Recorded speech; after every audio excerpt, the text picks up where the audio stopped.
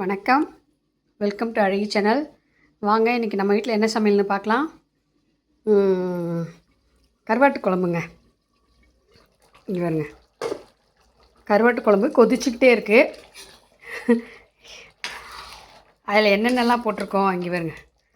வாழைக்காய், உருளைக்கிழங்கு, கத்திரிக்காய், மொச்சக்கொட்டை எல்லாம் போட்டு இன்றைக்கி கருவாட்டு குழம்பு வச்சுருக்கேன்.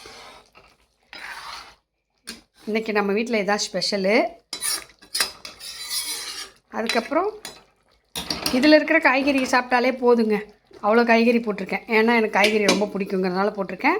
அப்புறம் சென்னை சைடில் இப்படி தான் கருவாட்டு குழம்பு வைப்பாங்க. அப்புறம் நமக்கு நேற்று வச்ச ரசம் கொஞ்சம் இருக்குது. ரசம் அப்புறம் எப்பவும் போல் இங்கே பாருங்கள், பழைய சாப்பாடு கருவாட்டு குழம்பு தொட்டுக்கிட்டால் செம்ம டேஸ்ட்டாக இருக்குங்க, சூப்பராக இருக்கும். அப்புறம் புது சாப்பாடு வச்சிட்டோம். சூடாக இருக்குது குக்கரு. சாப்பாடு வச்சு முடிச்சிட்டோம். இது வந்து காய்கறி வந்து குழம்புக்கு போட்ட மீதி. அது இங்கே பாருங்கள், கருவாடு வந்து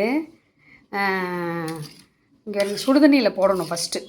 நெத்திலி கருவாடு குழம்பு தான் நம்ம வச்சுருக்கோம். சுடுதண்ணியில் வந்து இப்படி போட்டோம்னா இங்கே பாருங்கள் எவ்வளோ அழுக்காக இருக்குன்னு பாருங்கள், நல்லா பார்த்துக்கோங்க. இங்கே பாருங்கள், பாக்கெட்டு வாங்கி அப்படியெல்லாம் போட முடியாது. நான் வந்து 60 ரூபாய்க்கு கருவாடு வாங்கினேன். 2 பாக்கெட் கருவாடு, 2 பாக்கெட் வாங்கி பிரித்து போட்டிருக்கேன். அலாசுனா கொஞ்சம் தான் வரும் கழுவுனோம்னா. இங்கே பாருங்க, இது 2வது தடவை கழுவுனது.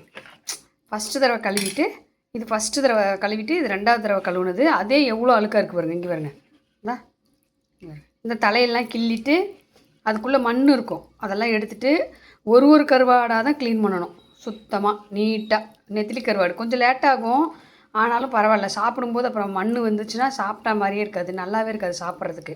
அதனால் இது 2வது தடவை கழுவுனது தண்ணி. இது 3வது தடவை நல்லா அலாசி வச்சுருக்கேன் பாருங்கள். ஒரு சிலர் சொல்லுவாங்க கருவாடு வாசனையே இருக்காது, இந்த அளவுக்கு அலாசிட்டா அப்படின்னு சொல்லுவாங்க. கருவாடு வாசனையே இல்லைனாலும் பரவாயில்ல, அதுக்காக மண்ணாக சாப்பிட முடியாதுல்ல. அதனால் இப்படி நீட்டாக கருவாடை கழுவணும். இங்கே பாருங்கள், இந்த சூடாக தண்ணி இருக்கும்ல, அதனால் இந்த கரண்டி கிண்டி விடுறதுக்கு வச்சுக்கணும். லைட்டாக கொதிக்க வைக்கிறதில்ல, தண்ணி சூடாக ரொம்பவே சூடாக இருக்கணும். அதுக்குள்ளே போட்டுட்டு இந்த கரண்டியால் இப்படி ஒரு 2 நிமிஷத்துக்கு ஒரு தடவை பண்ணோம்னா அதில் இருக்கிற அழுக்கெல்லாம் வந்துடும். எவ்வளோ அழுக்கு பாருங்கள். இங்கே பாருங்கள், இதே ஒரு குழம்பு மாதிரி இருக்குது பாருங்கள், அவ்வளோ அழுக்கு வரும். இது 2வது தடவை இவ்வளோ வருது.